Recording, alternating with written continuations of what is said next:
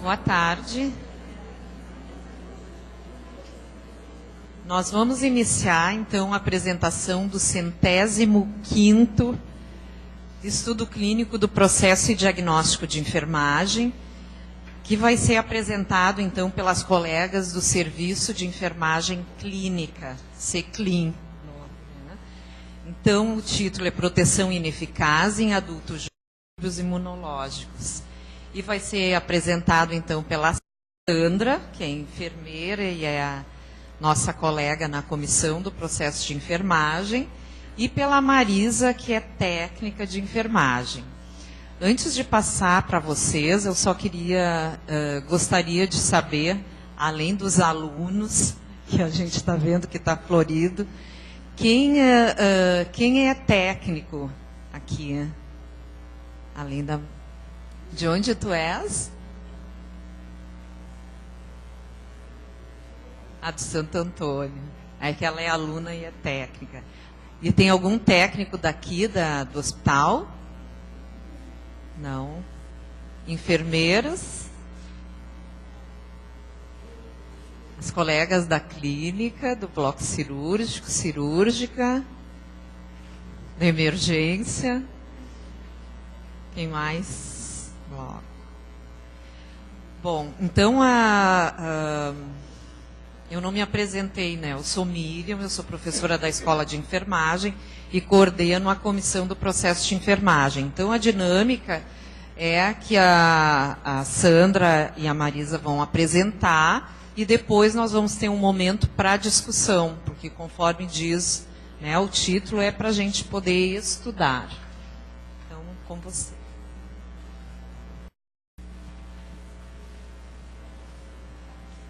Boa tarde. Eu sou Sandra, enfermeira do 4º andar sul. Então, estou aqui para apresentar esse estudo clínico. Tenho as colegas Marisa, Marli, Genice, a nossa chefe Clarice, Vina, Marli, Vega, que é do turno da manhã. Bom, no começo, eu vou apresentar assim, o que é o 4º andar. O 4º andar sul é uma unidade que pertence ao serviço SECLIN. Nós somos constituídos de 5 unidades: 7º Norte, 6º Norte, 6º Sul, 5º Norte, 4º Sul. O 4º Sul tem como característica ser uma unidade de pacientes conveniados. Então, a maioria dos nossos clientes somos nós próprios, os clientes internos, porque o hospital, então, mantém como convênio a Unimed. Então, a nossa unidade, que contempla quartos privados e quartos semi-privados, acaba internando a clientela que somos nós. Nós temos 25 leitos, sendo que desses, um deles é o chamado quarto 456, que interna o paciente que aplica o iodo radioativo após realizar a cirurgia de tireoide. Ele fica internado 24 horas lá no quarto. E é o único quarto do hospital que tem esse tipo de internação no quarto. Então, como ele é o único no hospital, a gente recebe tanto o paciente privado como o paciente SUS, porque SUS também é um convênio. Aqui a gente tem um pouco assim da equipe de enfermagem, para que vocês visualizem um pouco, né, a nossa equipe. Nós somos 8 enfermeiras e 15 auxiliares de enfermagem. Bom, antes de começar a falar sobre o lúpus eritematoso sistêmico, o LES, eu vou contar assim o que nos levou a fazer esse estudo, a escolher esse tipo de paciente com essa patologia. A colega Marli, ela faz a AD no PPTF, onde ela circula pelas unidades do SECLIN, avaliando as úlceras, lesões que os pacientes tenham, e que a gente não tem dúvida em que tipo de tratamento a gente vai fazer. Então, ela, como é consultora da nossa equipe, do nosso serviço, enquanto a gente estava pensando que tipo de assunto e quem que a gente ia abordar, ela, nessa passagem que ela faz essa consultoria, ela percebeu que não só na nossa unidade, como a gente interna esses pacientes da reumato, as outras unidades também, os pacientes da reumato internam, e esse tipo de paciente é comum. Então, a gente pensou em trabalhar esse tipo de paciente. Tá? Então, o que a gente viu? Dentro dessa patologia, que a maioria dos casos, se tu pegar entre 10, 9 são mulheres. Mulheres na idade jovem, de 15 a 45 anos, em plena idade fértil, que até conseguir chegar ao diagnóstico, elas passam de 4 a 5 médicos, tá? Para chegar até ao, assim, a ver qual é o diagnóstico que ela tem. Então, os sinais e sintomas do nosso paciente, depois adiante, eu vou falar. Não volta, Marli, por favor. Oi. Tá. Então, a gente pegou um pouco da fisiopatologia desse paciente, tá? Da doença em si. É uma doença crônica, autoimune, do tecido conjuntivo, de causa desconhecida, que pode afetar qualquer parte do corpo, causando um desequilíbrio no sistema imunológico, tá? Com a presença de anticorpos dirigidos contra o próprio organismo. E a gente foi na literatura também e verificou que características que esses pacientes apresentam, no século XVI, Cazenave, o nome dele, tá? Ele deu o nome de lúpus eritematoso às pessoas que tinham manchas avermelhadas no rosto com feridinhas. Que lúpus é lobo e eritematoso são manchas avermelhadas tipo feridinhas. Então, eles associavam o lúpus eritematoso a um ataque de lobo. Então, isso é uma coisa que a gente viu na literatura, uma coisa assim, que eu nunca pensei nisso, eu nem sabia. Na época da faculdade a gente estudou e nunca ouvi falar, né, que lúpus vem de lobo e eritematoso, manchinhas disseminadas, feridinhas. Tá? Então, só para dar uma coisa nova assim, de trazer em relação a isso. Ela é tratável sintomaticamente com esteroides e imunossupressores. Tá? E hoje, mesmo com todo o avanço que tem na tecnologia, ela não tem cura. Esse paciente bem orientado, bem tratado, ele vive normalmente. Tá? Então, a gente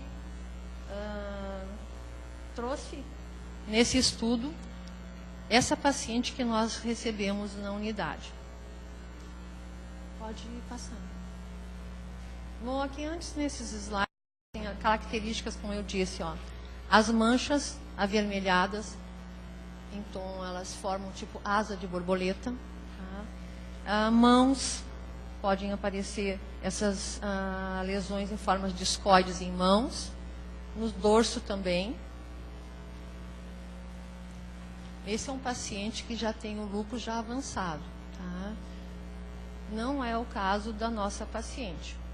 A nossa paciente era uma jovem que entrou na unidade acompanhada de um familiar, porque ela veio do interior. Ela também seguiu um ano e pouco para descobrir realmente o diagnóstico que ela tinha. Tá?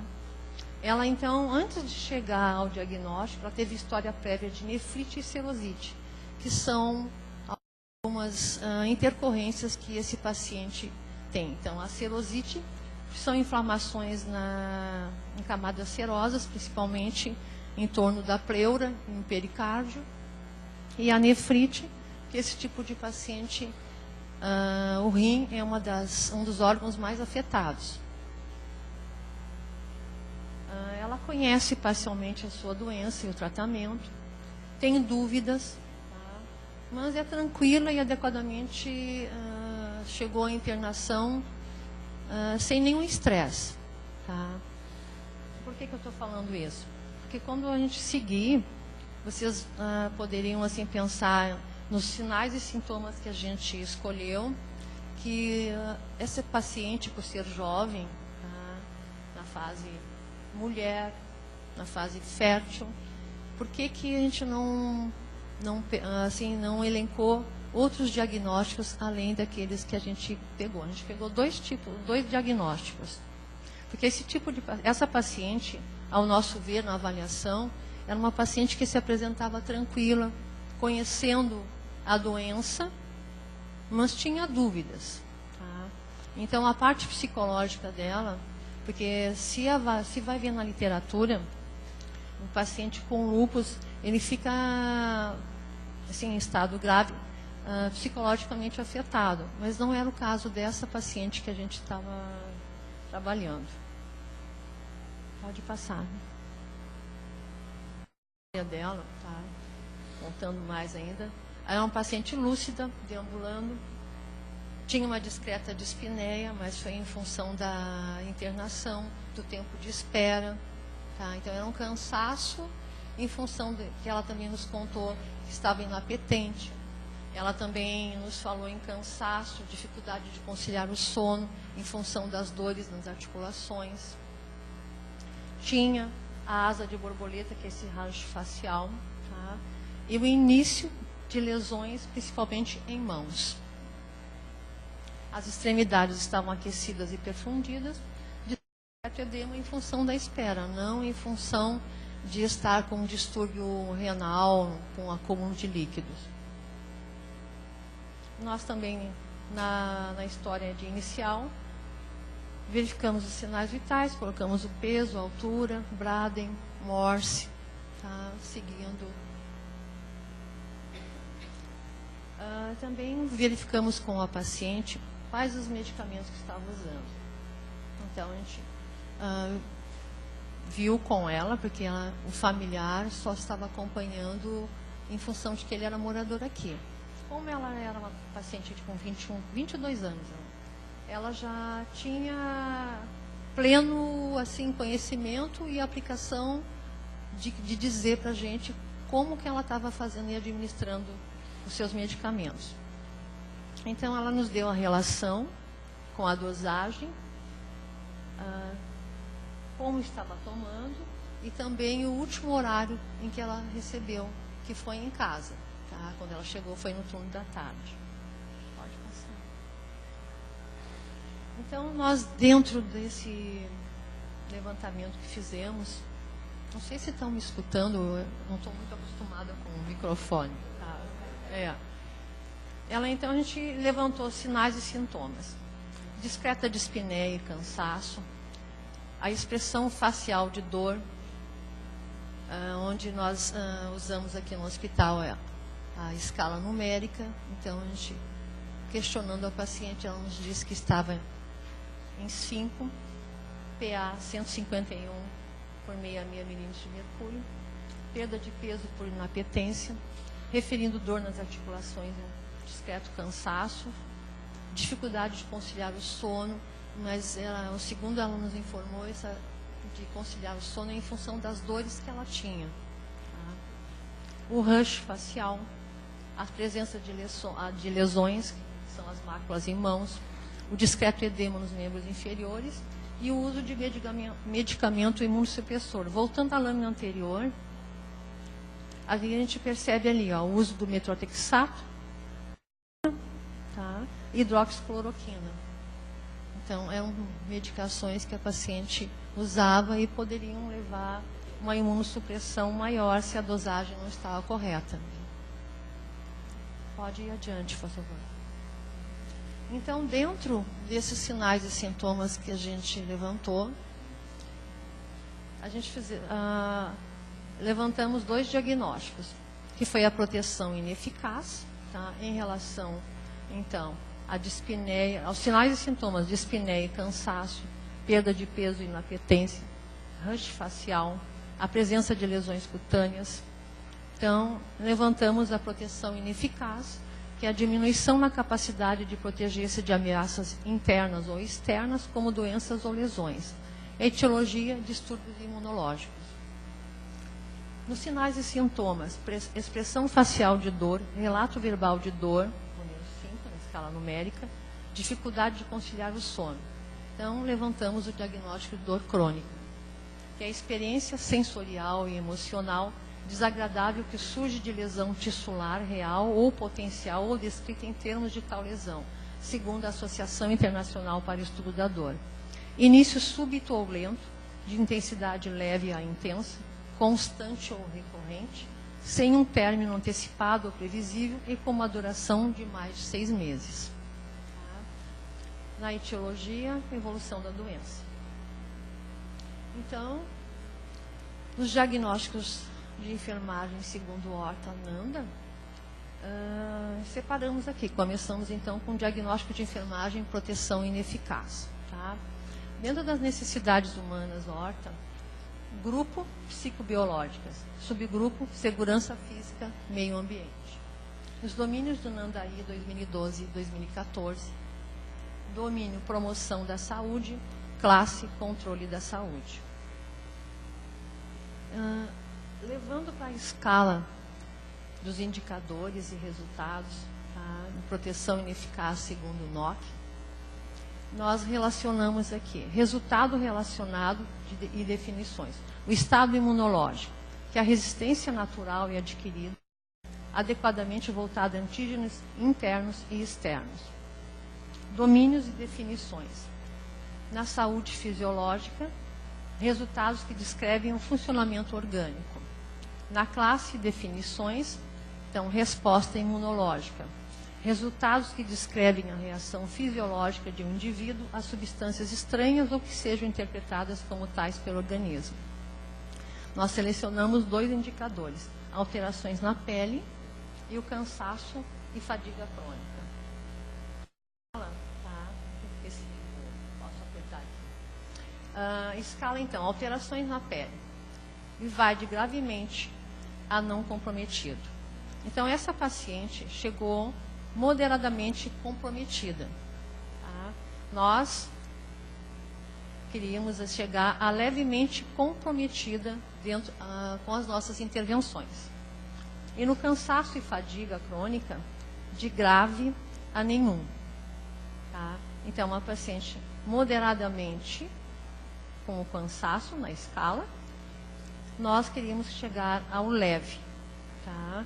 Em relação às intervenções que a gente estava fazendo, iremos fazer adiante, eu vou mostrar como que seria chegar àqueles resultados.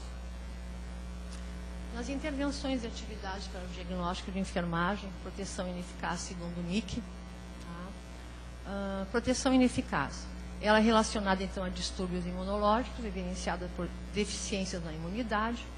A etiologia, distúrbios imunológicos são alterações que ocorrem no sistema imunológico do indivíduo, resultando em infecções.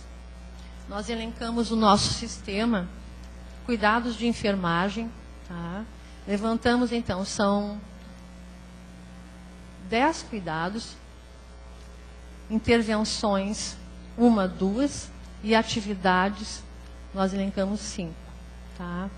Então, controle de infecção e proteção de infecção, domínio, segurança, classe, controle de risco.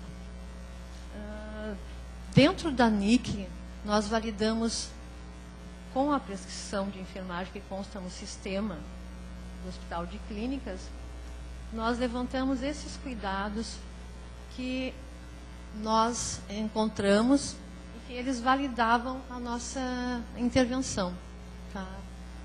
Foi dessa maneira que a gente chegou vendo, porque existe uma maneira de tu ver aquele que não tem dentro do sistema, né, para validar.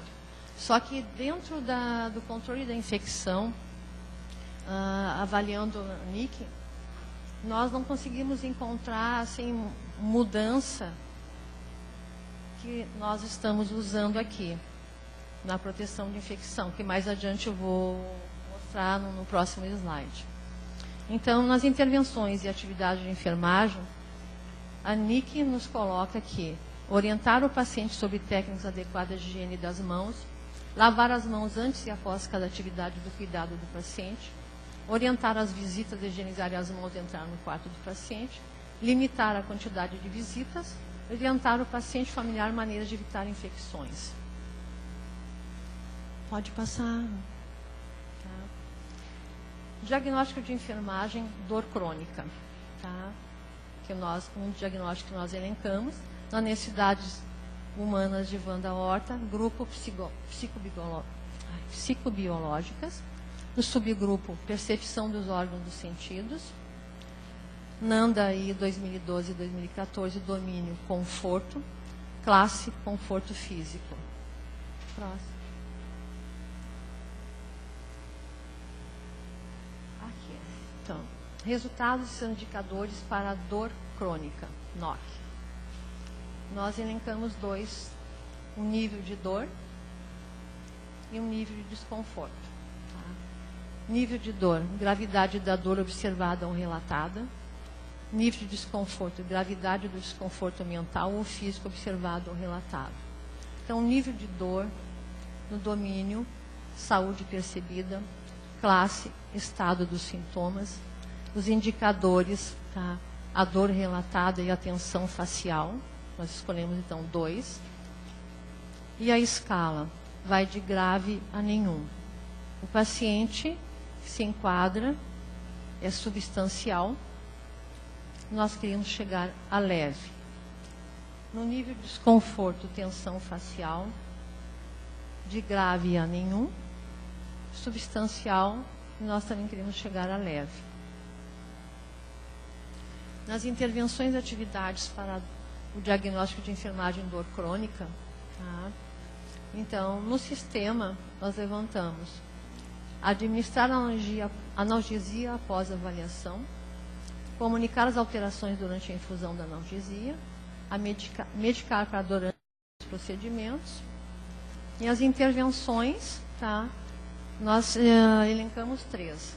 Aqui, a administração de analgésicos, o domínio, são as atividades, então, o domínio fisiológico complexo, classe, controle de medicamentos. As atividades de enfermagem, segundo o NIC.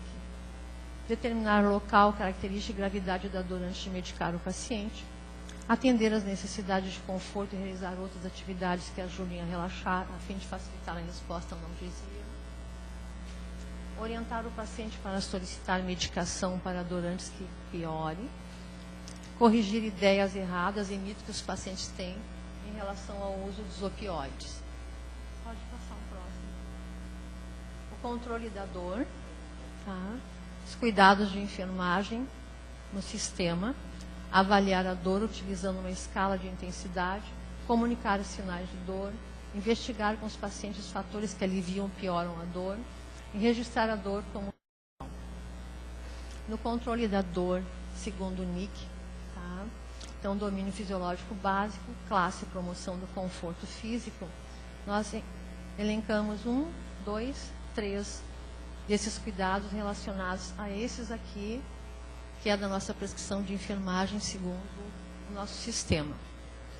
Realizar uma avaliação completa da dor, incluindo local, característica, início, duração, frequência, a qualidade, intensidade e gravidade, além dos fatores que desencadeiam a dor, avaliar o paciente e a equipe de cuidados de saúde, avaliar com o paciente e a equipe os cuidados de saúde e a eficácia de medidas passadas que ele já teve em outras internações, utilizadas para controlar a dor.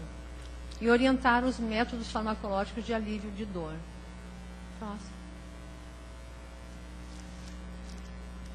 Dentro também da dor crônica, o terceiro, tá? Controle do ambiente, que está em conforto e controle do ambiente. Evitar os procedimentos durante o sono, manter a campainha ao alcance do paciente, promover segurança e conforto, proporcionar ambiente calmo e confortável, isso aqui é dentro do sistema HCPA. Segundo a NIC, tá? Então, o controle do ambiente, domínio fisiológico básico, classe, promoção do conforto físico. Cuidados na NIC. Evitar interrupções desnecessárias e permitir períodos de descanso. Ajustar a temperatura do quarto mais confortável para o paciente. E ajustar a iluminação de modo a atender às necessidades de atividades individuais, evitando a luz. Na NIC fala em luz direta nos olhos. Tá? Nós, em relação aos cuidados que realizamos na unidade é a luz direta ao paciente. Depois a Marisa vai colocar os cuidados de enfermagem que nós utilizamos na unidade. Eu vou passar um pouco para a Marisa, para que eu também possa descansar minha voz, tomar uma aguinha. Boa tarde a todos. Então, nós vamos passar a esse quadro que está relacionado aos técnicos, né? E a gente, junto com a enfermeira, a gente geralmente consegue trabalhar melhor e desenvolver com que o paciente fique bem, que essa que é a intenção nossa. Então, prescrição de enfermagem relacionadas à proteção ineficaz.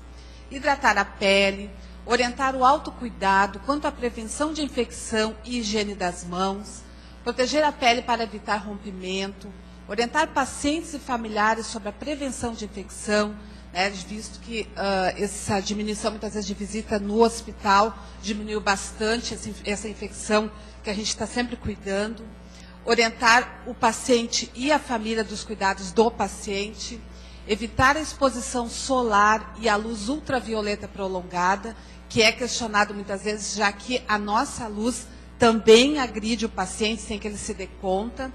Utilizar bloqueador solar com fator de proteção acima de 15, mesmo em ambientes fechados. Reforçar o uso de roupas protetoras leves e de mangas. Lembrando que muitas vezes o paciente recebe o bloqueador e esquece de usá-lo nos horários que necessita, né, nas 24 horas. Evitar o uso de químicos como sprays e tinta de cabelo, nesse caso aqui, já que a paciente é uma paciente nova, né, gosta de se arrumar, então ela tem as suas limitações. E verificar os sinais conforme a gente costuma ver de rotina. Dentro da parte da dor, que é a prescrição de enfermagem relacionada à dor crônica, então a gente é chamado no quarto e faz uma avaliação total, né, do que se vai usar e como se vai fazer. Então, administrar analgesia após a avaliação é feita conforme a escala. Comunicar alterações durante a infusão, nesse caso, alergias ou alguma alteração. Medicar para a dor antes dos procedimentos, que seja ou passar bloqueador, ou se o paciente tem uma lesão que tem que ser feito curativo. Avaliar a dor utilizando a escala de intensidade, se melhorou ou diminuiu. Comunicar os sinais de dor. Investigar com o paciente os fatores que aliviam ou pioram, né? No caso do paciente mais acamado, se é a posição na cama, como é que ele vai ficar. Registrar a dor como quinto sinal vital, que a gente já coloca direto no computador. Evitar procedimentos durante o sono. Então, se a medicação é fixa, a gente vai, administra, conversa com o paciente, para que ele não tenha dor, ou se tu vê que ele não está dormindo, né, a gente tenta, assim, manusear a melhor forma para que ele não vá acordar esse paciente. Manter a campainha ao alcance do paciente, promover segurança e conforto e proporcionar um ambiente calmo e confortável. Né? No caso dele estar com outro paciente no quarto, para que ele não fique, de uma certa forma, incomodado se o outro paciente está com a TV alta, ou o ar está mais frio ou quente. São incômodos que a gente vê quando os pacientes estão dois no quarto e que a gente tem que tentar solucionar para que ele fique melhor. Isso.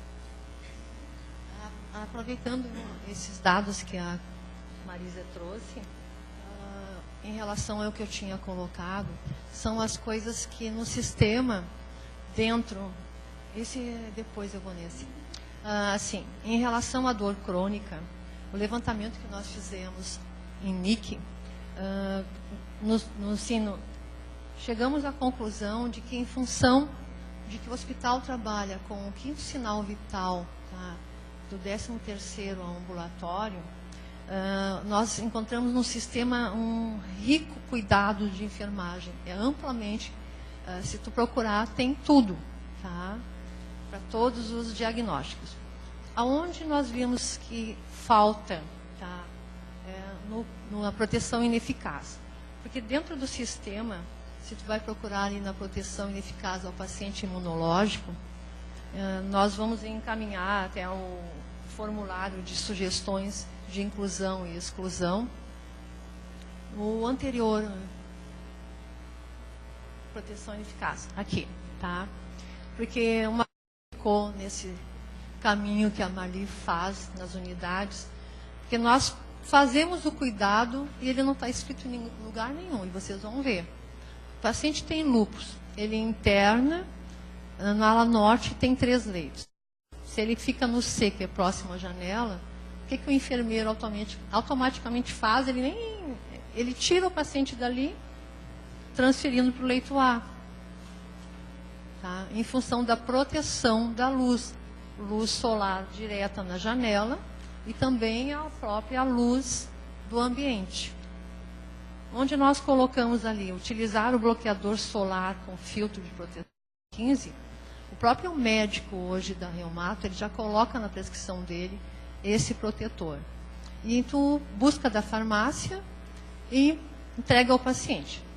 Então, há muitas vezes, assim, não que ele não use, ele até sabe, mas ele diz, eu estou internado, estou no quarto, não vou pegar sol, então não passa. Então, tu verifica e ele não passou. Mas é mais em função de que ele nem se deu conta de que a luz do ambiente, essa luz artificial, ela também prejudica sim.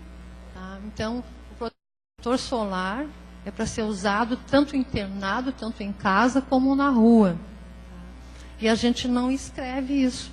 Então, o que a gente às vezes faz? No complemento, ali no orientar paciente e família, põe ali dentro. Mas é uma coisa que se faz naturalmente e não se escreve.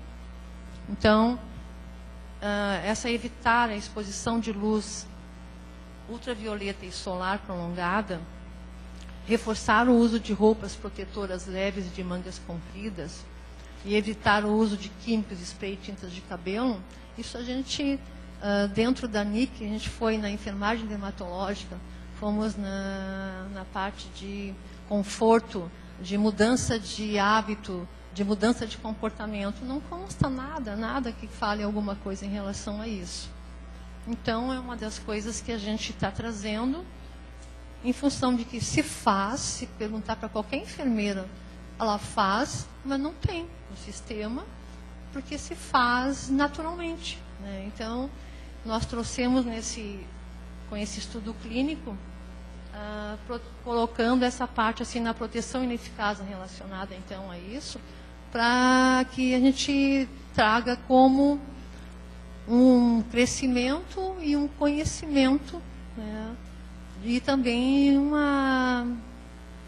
de levar, né, dentro dessas mudanças que a gente quer assim, nesse formulário que se tem de coisas que assim, qualquer enfermeiro, em qualquer diagnóstico que ele trabalhe e ele veja que está faltando coisas, ele pode, através desse formulário, se não sabe preencher o formulário, mas ele pode ligar para o COP para incluir ou excluir. Eu encontrei também, trouxe aqui, nos distúrbios imunológicos, tá?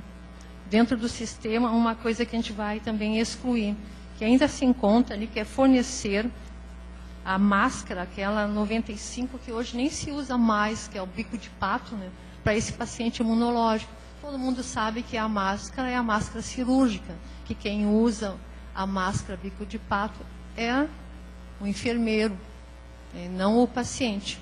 E nos cuidados aqui dos distúrbios imunológicos, ele consta que a gente tem que fornecer, então ainda está no sistema. Isso. Então, é uma das exclusões que a gente está sugerindo também para retirar. Pode passar agora. Bom, na avaliação dos resultados esperados,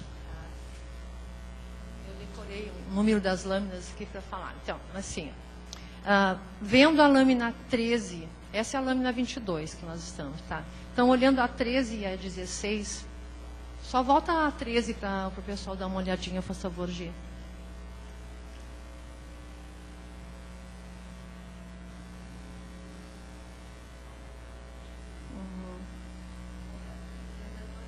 É a da NOC. Mais adiante. Volta.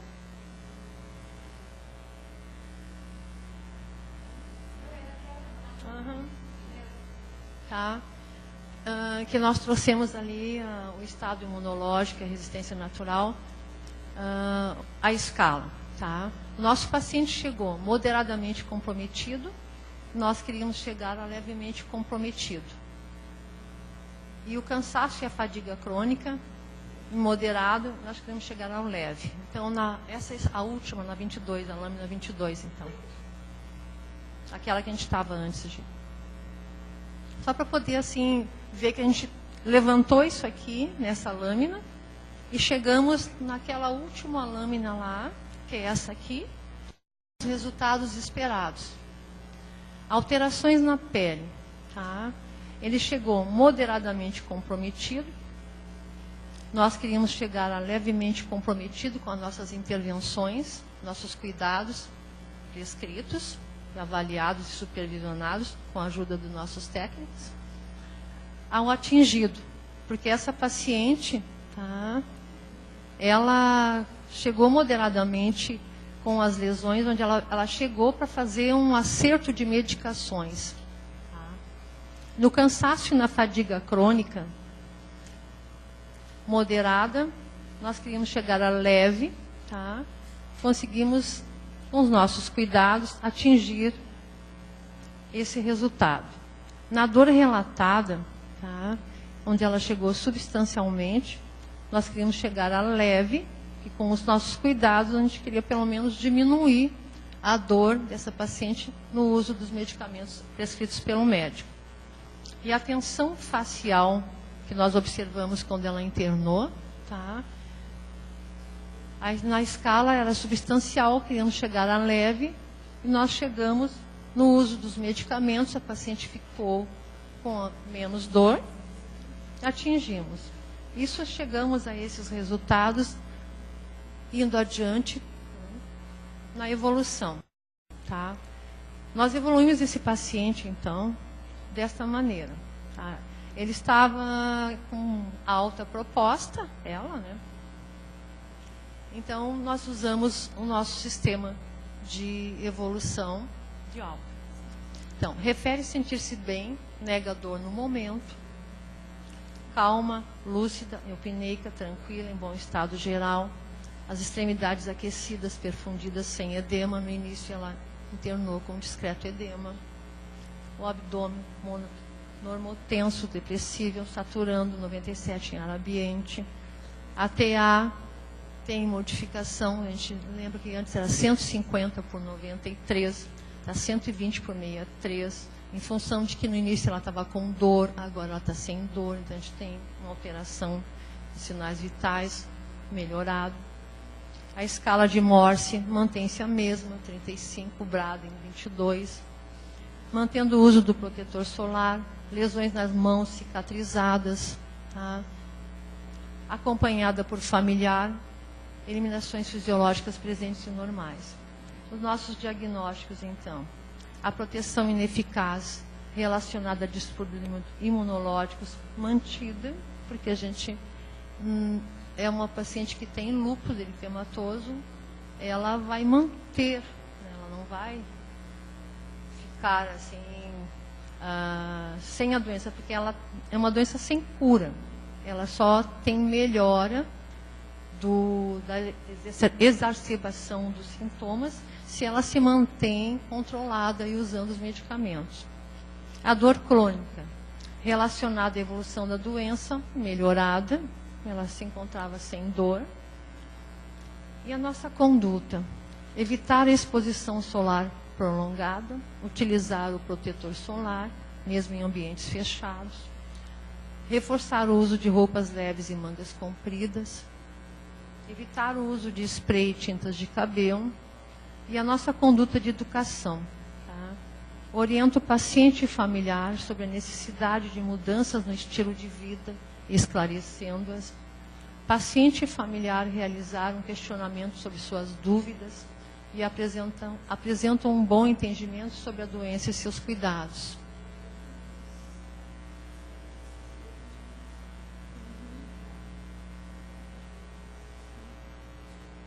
A gente escolheu essa foto, tá? Em função de a borboleta representa uma vida bela, né? Mas ela vem de uma metamorfose, ela vem de um casulo, tem um esforço para chegar aqui, né? E depois de transformações, que eu acho que é isso que a gente tem vivido aqui dentro do hospital em relação a todo o processo, né? Tentar alçar voo. Não sei se eu consegui me fazer expressar melhor, né? Mas não sei usar isso aqui. Tá? Mas assim, a gente procurou assim trazer aqui aquele paciente que veio até nós, que era jovem. Então a gente escolheu assim, vendo na literatura, é mulher, tá? Jovem, tá? Que é onde é o grande número. Dentre 10, como eu falei, 9 são mulheres e um homem tem lúpus, tá? Idade fértil, tá? Então ela tinha tudo.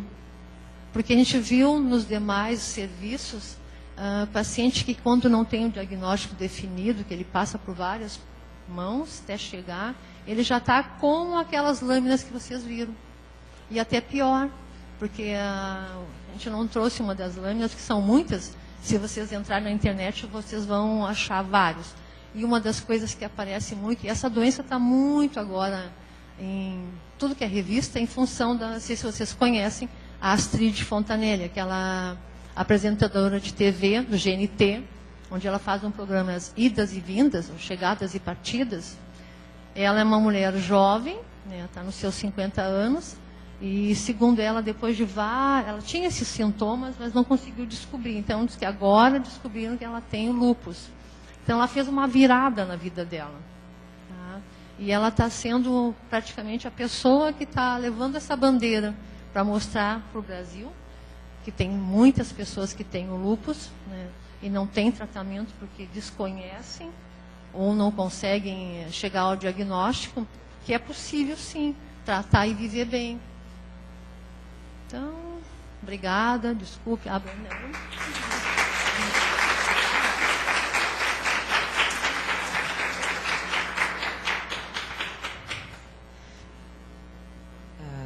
Agradecendo, então, a Sandra e a Marisa, que trouxeram um caso que vocês mesmos dizem, enfim, que acomete pessoas jovens, né, uma moça de 22 anos. Então, acho que suscitou, talvez, vários questionamentos, né, quando vocês ficaram trazendo a história dela, e eu acho que nós chegamos agora num momento de discussão, e eu já queria começar a fazer algumas perguntas para trazendo, enfim, tentando que vocês tragam a experiência de vocês, né? Deixando assim até de lado, acho que vocês trouxeram uma apresentação bem didática, né, trazendo as classificações e como elas foram usadas e escolhidas. Enfim, nós temos muitos alunos aqui, e as professoras também, agradeço, né? Mas nós não trabalhamos ainda com a classificação da NOC, na prática. Mas, assim, uma primeira questão que eu gostaria de saber, quanto tempo essa paciente ficou internada? Como é que ocorre essa evolução? Vocês mesmos disseram que é uma doença crônica, né? E vocês levantaram a questão da dor crônica, né? E aí eu fiquei me questionando que a meta era que essa dor crônica chegasse a leve. Essa dor nunca passa? Ela não chega a dor nenhuma, que é isso que se espera, que o paciente não sinta dor. Como é que isso acontece? Não. Esse tipo de paciente com lúpus, a dor, ela no caso, assim, chega a um ponto de tu melhorar, né? Que ela sinta leve. Né, Marli?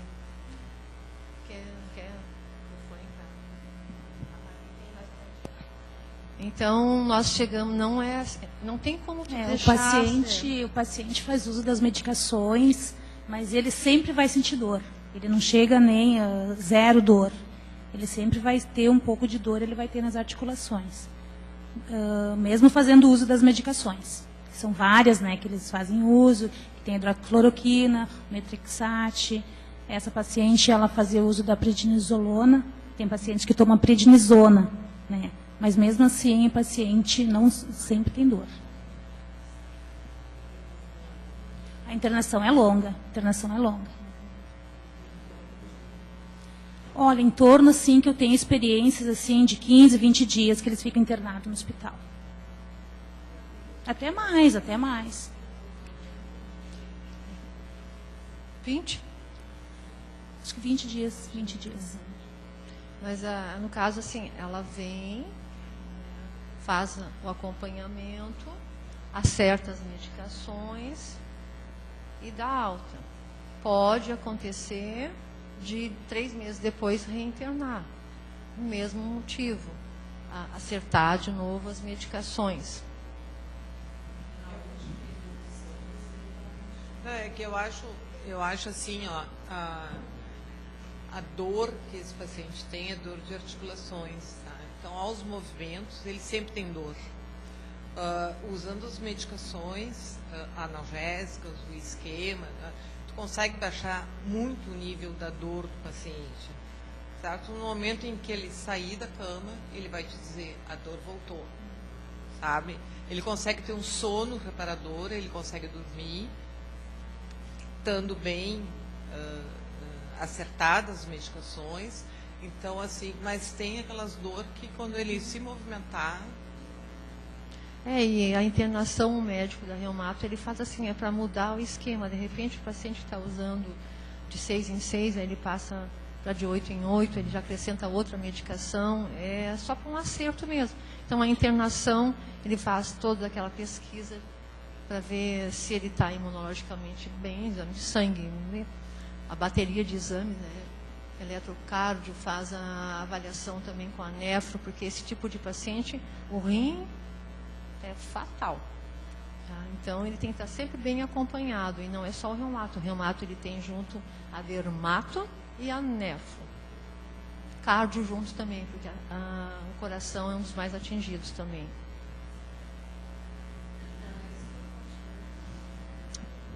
Bem, olha, a Astrid, essa está com 55, né?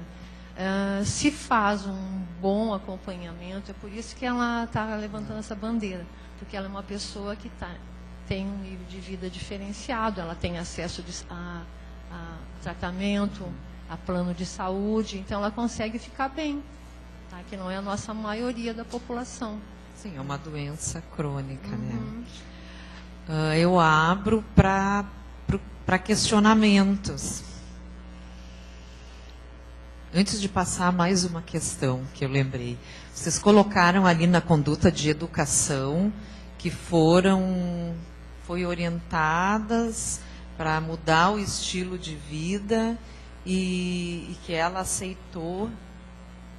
Orienta o paciente familiar sobre a necessidade de mudança no estilo de vida e esclareça. Em relação assim. Quais são essas A mudança mudanças? de vida é um paciente jovem, mulher, num país que nem o nosso, sol 40 graus.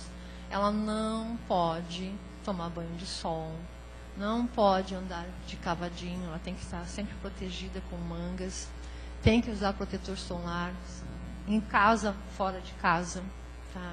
Então tem que ser uma coisa que tem que ser assim projetado. Tu tem que estar, que isso para te sobreviver tem que ser assim.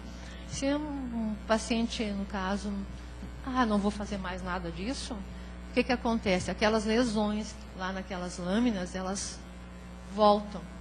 Porque ele tem um tempo que até fica em remissão, e se tu não faz nada, ele vem assim, é uma loucura. Que os cabelos caem, aquelas lesões na cabeça.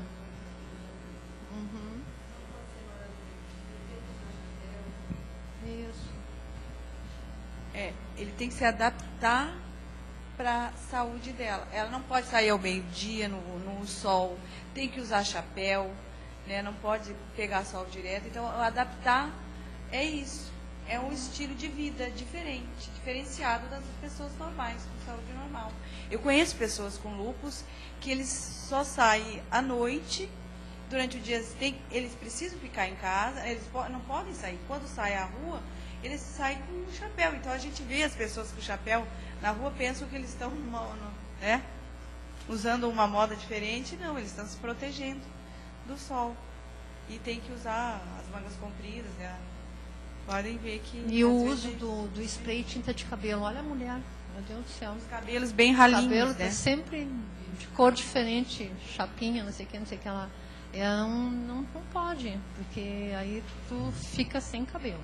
Se pegar uma dessas lâminas assim, a cabeça assim, é triste, né? Então, uma boa explicação, esclarecendo, acompanhando, esse paciente vive bem. Tá? Só que é uma coisa assim, não tem cura, mas ele vive bem. Mas ele também tem que se conscientizar. E se mora na praia, não pode ir à praia. Tem que mudar. E como é que, Sandra, e como é que era o apoio dessa família? Quem era essa família dela? No caso, na entrada, como a gente colocou, o tio, eles tinham um bom apoio aqui, porque eles são de Rio Grande. Olha que Rio Grande é próximo ao mar, né? Então, a família aqui, quando precisava internar, era direto. E o tio junto. Na hora que tu vê assim, é uma moça e é o tio. Mas ele tinha disponibilidade de horário, acompanhava. Então, a família bem estruturada. Então, por isso que a gente não foi para aquela vertente do psicológico, porque eles tinham um bom apoio familiar, porque a mãe não vinha, mas o tio acompanhava aqui e tinha disponibilidade e ficava junto. Mas às vezes a gente encontra paciente que não tem ninguém, tá? Nessas andanças que a Marli teve, até que ela foi chamada para avaliar úlceras, assim, ela encontra casos assim que é de chorar, né, Marli?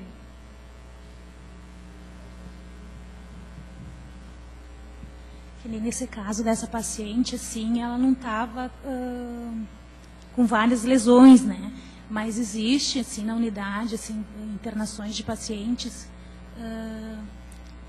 quando não usam os protetores solares, a pele fica toda descamativa, perda de cabelo.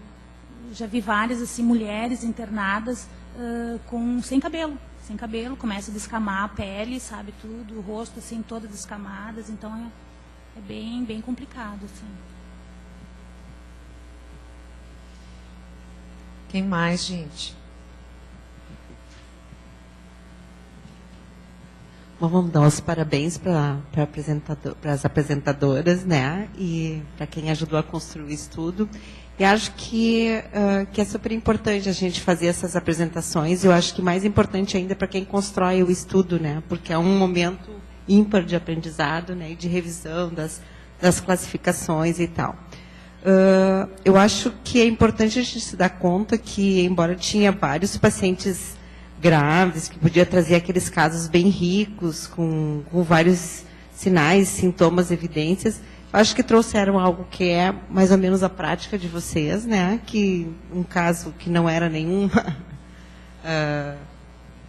nada tão diferenciado, e sim da prática, né? É que assim, a gente, no caso, trouxe essa paciente porque foi assim. Dentro todos que a gente viu, esses que estavam graves, é que assim, eles não tinham uma adesão ao tratamento. É bem ruim, péssimo. Né? Então, chegar naquele ponto que é só internação para fazer alguma coisa. Mas essa paciente, no caso, a gente percebeu, porque apesar da pouca idade, ela tinha vontade de viver e ela, apesar de todas as dificuldades que ela queria, recém, né, 22 anos, ela fazia tudo certinho. Então, a gente pensou nela em função de que esse tipo de paciente é um paciente que tu investe e ele vai dar bem. Então, ela vem retornando, a gente vai ter, assim, outras coisas para tratar no crescimento, porque a gente percebe que como ela tem convênio, ela vai voltar. É reinternação certa, a gente sabe que ele vai vir. E a gente pode abordar isso, né? Então, uma paciente que se acompanhando, tá? Vai ser assim, é uma coisa muito interessante de ver a boa evolução de que essa vai atingir, vai chegar a algum lugar. Esses outros que a gente viu, assim, A adesão muito ruim, tá? Família desestruturada.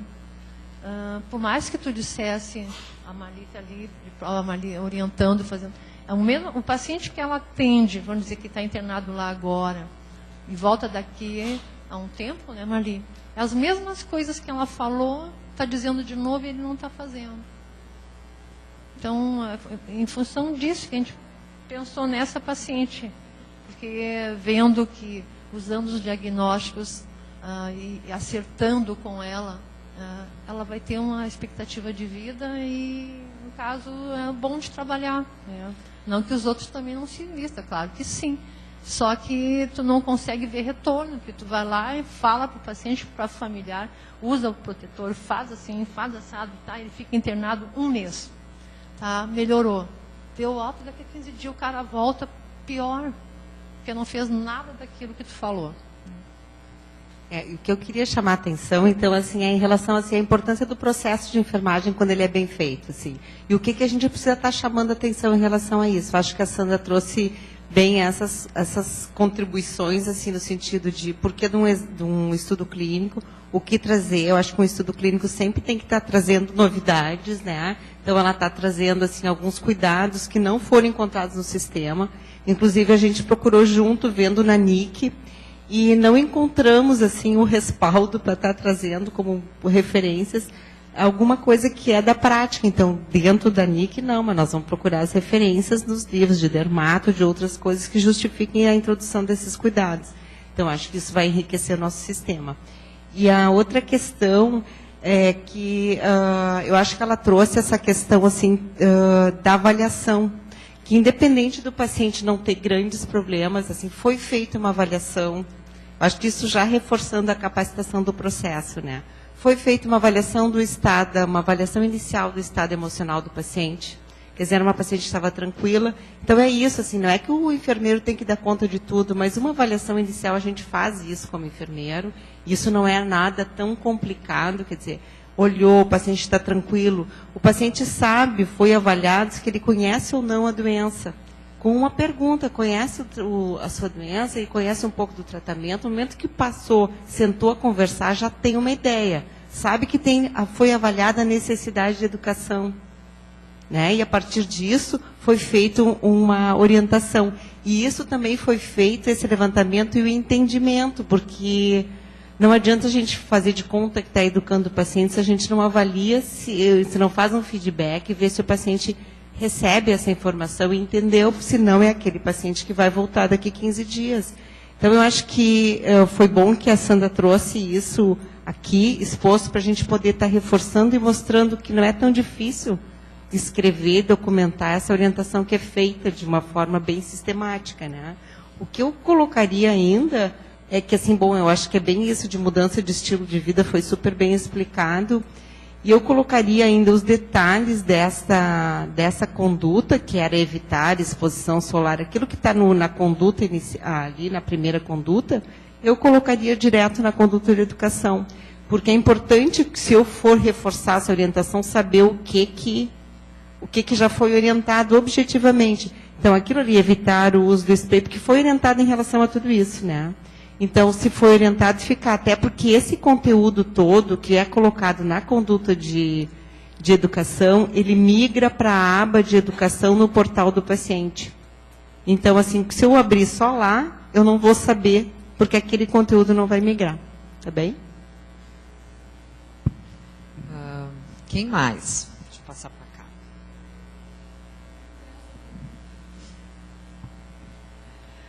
Eu também queria cumprimentar as gurias e fazer um comentário assim, ó. A gente tem trabalhado muito com os consensos, né? E tem um consenso, agora eu abri aqui no meu iPad, de 2008 sobre lúpus, que tem umas dicas bem interessantes. Né? E a outra coisa que essa paciente tomava metotrexato, né? Isso é bem tóxico, tem uma porção de cuidados. Eu acho que isso a gente podia investir um pouco mais também, né? E a outra coisa aí, mais em relação a isso que a Sandra colocou, em relação à adesão, né? Eu acho que hoje a gente vive uma situação assim de que a gente já identificou que a gente falar não resolve, né? E que realmente o X da questão é por que as pessoas sabem e não fazem. E esse é o desafio, tem muita gente trabalhando nisso. Por que que as pessoas sabem que tem que fazer exercício e não fazem, sabem que tem que fazer dieta e não fazem, sabem que tem que tomar determinados medicamentos e não tomam, né? E às vezes a gente com um profissional fica, não, eu falei, ele não fez, é problema dele, né? Então, falar é o zero, nós estamos na estaca zero, né? O que a gente faz para que as pessoas tenham outros estilos de vida, né? O que a gente faz para que as pessoas ouçam, né? Ou para ser mais assim, o que nós fazemos para mudar os estilos de vida que nós identificamos e não conseguimos? Acho que esse é um desafio enorme, tem muita gente estudando isso e escrevendo muita coisa interessante sobre isso, e muitas das coisas são em relação a como nós, profissionais de saúde, nos comportamos frente a essas pessoas, essas famílias, né? O quanto a gente investe neles. E eu acho que um pouco disso a gente tem que estudar um pouquinho mais, né? Como é que é essa questão da adesão? Eu acho assim que, em relação assim, nós como hospital trabalhamos um monte nas unidades em cima de mudança de comportamento. Só que o nosso paciente sai e lá fora, praticamente, as unidades básicas, a vida real. Não, mas as unidades, mas eu digo As assim, o sistema de saúde das unidades básicas, os postos e coisas assim. Se tivesse assim, essa mágica não existe aqui. Eu acho que esse é o desafio, né? Em relação a isso, tem na Nanda, eu gosto muito dessa área também, tem na Nanda um diagnóstico que se chama falta de adesão. Eu apresentei uma vez um congresso falando exatamente dos pacientes com fibrose cística, e tinha uma norte-americana apresentando, que é uma Alexandra Kittner, que ela tem trabalhos belíssimos sobre adesão e por que os pacientes aderem. E fecha muito bem com todas as questões da Nanda, porque são vários os motivos que levam o paciente a não, as próprias crenças em relação à saúde, as dificuldades sociais, a crença que a pessoa significativa tem em relação à sua doença, né? Então, são várias questões que daí, por isso, as abordagens têm que ser bastante diferenciadas, né? Porque um paciente não faz porque não acredita. Eu fiz um levantamento, eu me lembro, com umas crianças em relação para apresentar esse trabalho, e elas disseram coisas muito importantes que fechavam com as referências, assim.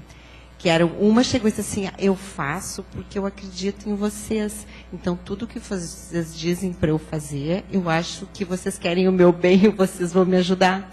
E é bem isso, porque ela acredita nos profissionais que cuidam, né? E já a outra já não fazia, porque a mãe não fazia, não achava que não ia adiantar nada cuidar. Então, é muito interessante, realmente, essa questão de falta de adesão, que a gente tem que colocar no sistema ainda. Essa nossa paciente, o que a gente verificou é que assim, a família é importante, porque a família lá em Rio Grande, os pais ficaram trabalhando, mas ela tinha aqui a referência da família, que o tio era, no caso a tia, era a irmã da mãe. Então, é a família, no caso, traz, vem, vê, um médico tá, e ficam junto. E aqui ela ia para casa, né, e com tudo indicado, e eles aqui junto. Então, a adesão familiar também é muito importante. Essa paciente, então, tinha isso. Realmente, isso é um compêndio, né? Se a gente tivesse já essa resposta, seria a solução dos problemas, né? Acho que é continuar estudando, porque, como diz Henriqueta, começar por nós mesmos, né? Quantas coisas a gente mesmo se propõe que tem que mudar e como é difícil uma mudança de fato de comportamento. Quem mais, gente?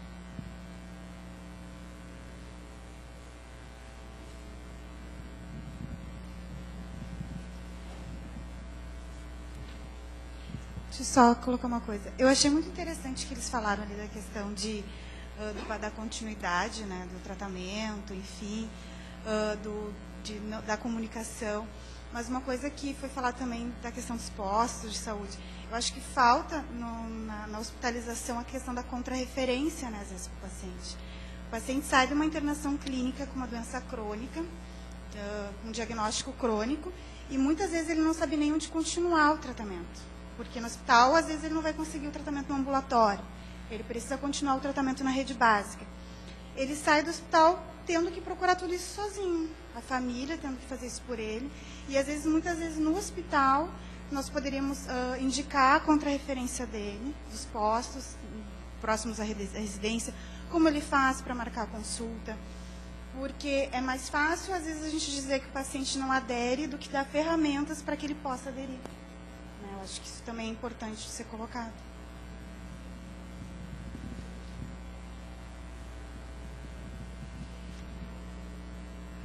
Acho que é bem isso, é o nosso futuro, né? São essas futuras e futuros colegas. Tá certo, nós temos que começar já a pensar no depois da hospitalização, quando o paciente está chegando, né? Já nesse momento, pensar no depois. Quem mais, gente?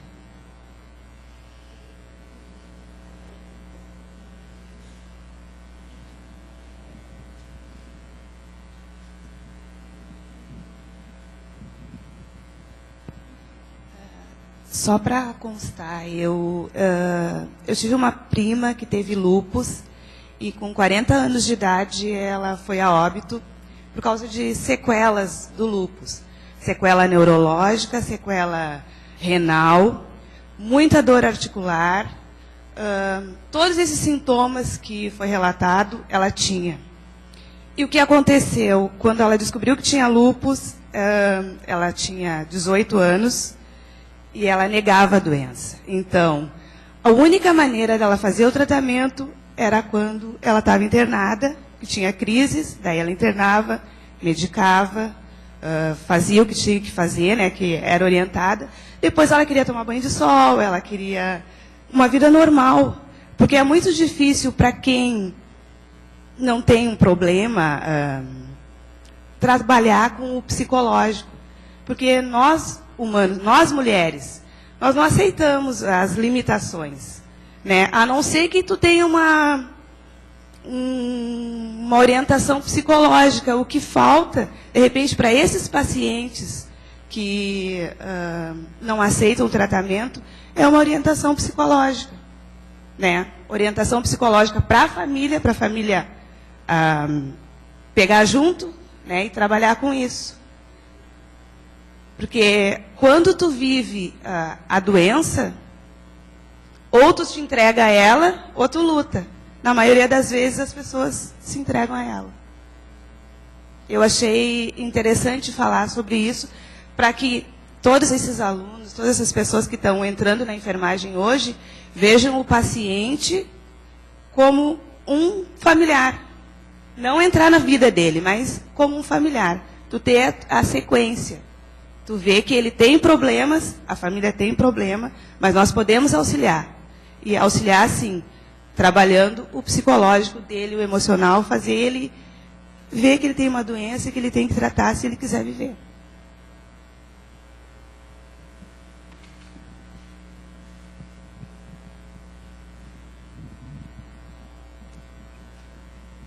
Eu achei muito interessante o trabalho de vocês, principalmente por colocarem a importância do paciente como um todo e não só como a doença, a importância da enfermagem no cuidado da família e na orientação da família.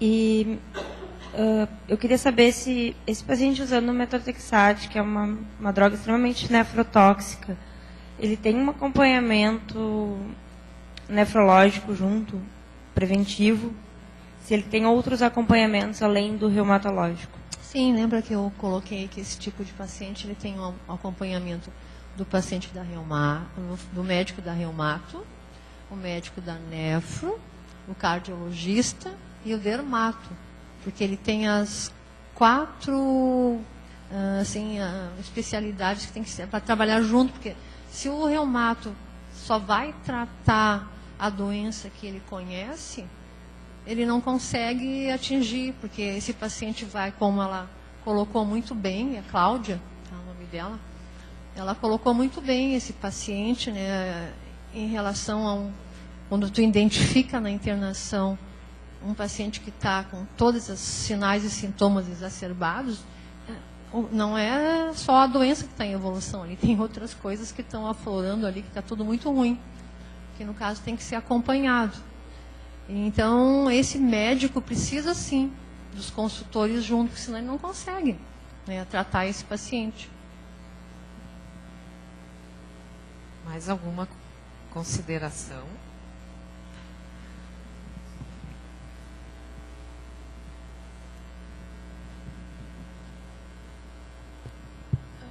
Eu só queria fazer uma consideração em relação à restrição de visitas que estava na prescrição que vocês passaram. Por essa paciente ter toda uma questão psicológica também envolvida, não seria muito mais tu orientar esses familiares do que tu restringir as visitas? Que estava lá no item inicial que vocês botaram como um dos cuidados de enfermagem. Esses cuidados esse cuidado ele está dentro do nosso sistema. Tu pode utilizar ou não a restrição de visita. A restrição de visita que se coloca ali é que se esse paciente entrar em isolamento, porque muitas vezes tu orienta o familiar e o paciente sobre a redução de visitantes, se tem um no quarto, um sai, não, isso não acontece. Tu percebe muitas vezes que tem, se não é pai, mãe, vem tio, tia, todo mundo, quando tem 5 pessoas lá dentro. Então, não é que se restrinja. A palavra de dizer ali, não é eu que vou lá e dizer que não vai entrar. A restrição é uma maneira de dizer assim que ele diminua, que eles conversem entre si e que haja uma diminuição de visitantes. Não toda a família vem ver como é que está. Isso está na NIC, realmente. É uma intervenção NIC.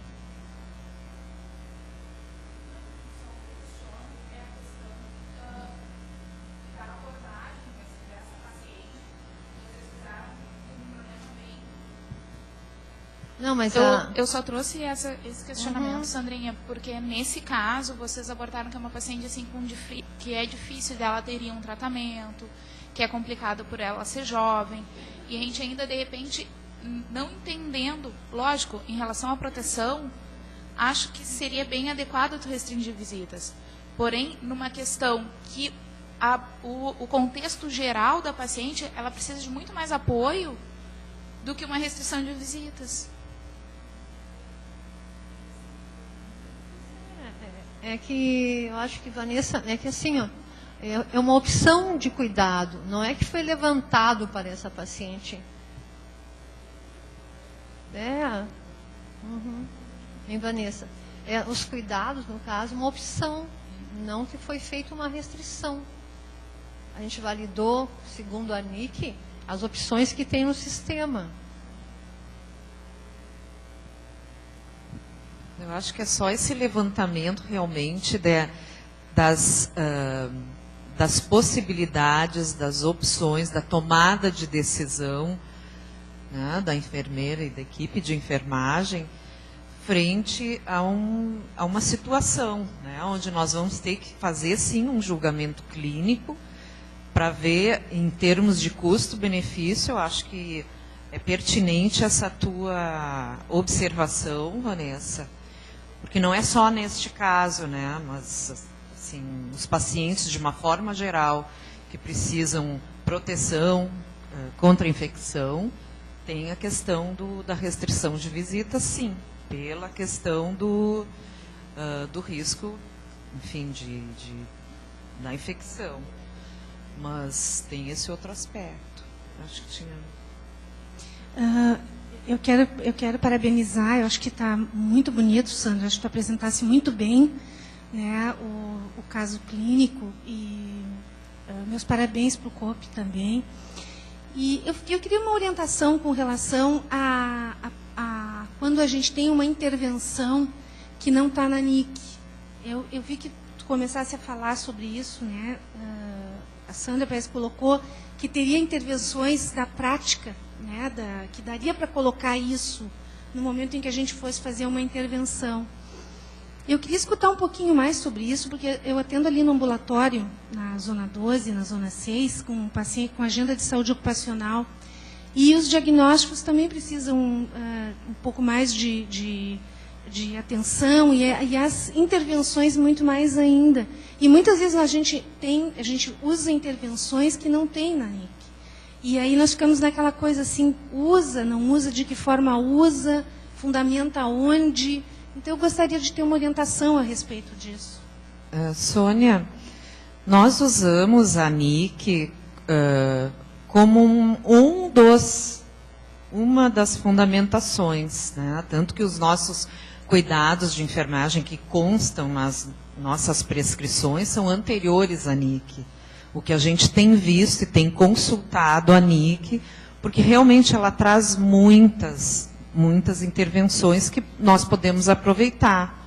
Mas a NIC não traz tudo, né? Eu acho que está aí outras literaturas que vão poder reforçar, e assim como da própria classificação da NANDA se pode submeter novos diagnósticos, também para a NIC, sendo fundamentado, nós podemos submeter intervenções. Eu até ia dizer para as colegas, para as gurias, que quem sabe se realmente não tem na NIC e tem toda uma fundamentação teórica, por que não encaminhar a NIC? Tá? Mas a NIC não... Acho que nós não temos nenhum livro que vá se seguir, entende, que vai trazer todas as respostas. Nós temos que consultar a literatura, e ela está mudando a cada dia, e o que serve hoje pode não servir amanhã, porque o conhecimento ele vai evoluindo. Tá? Obrigada. Mas se tiverem sugestões, serão muito bem-vindas e nós vamos poder incluir no sistema. Tá? Não deixem de enviar. Não sei se eu te respondi. Isso? Pessoal, então, gostaria de encerrar o nosso 105º estudo clínico e, assim, agradecer as colegas que vieram em equipe de enfermagem. Eu acho que isso é uma coisa muito boa, essa parceria, que volta e meia isso vem, porque esse trabalho, processo de enfermagem ou cuidado de enfermagem é da enfermagem, né? E nós vamos trabalhar em equipe, tem algumas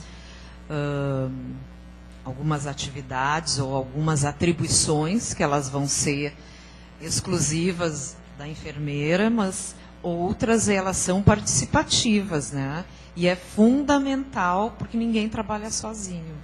Então, agradeço muito a essa participação, então, em nome da Marisa, a todos os técnicos que têm, enfim, feito parte dessa equipe e que tem feito com que a enfermagem tenha a qualidade que tem aqui no hospital. Obrigada.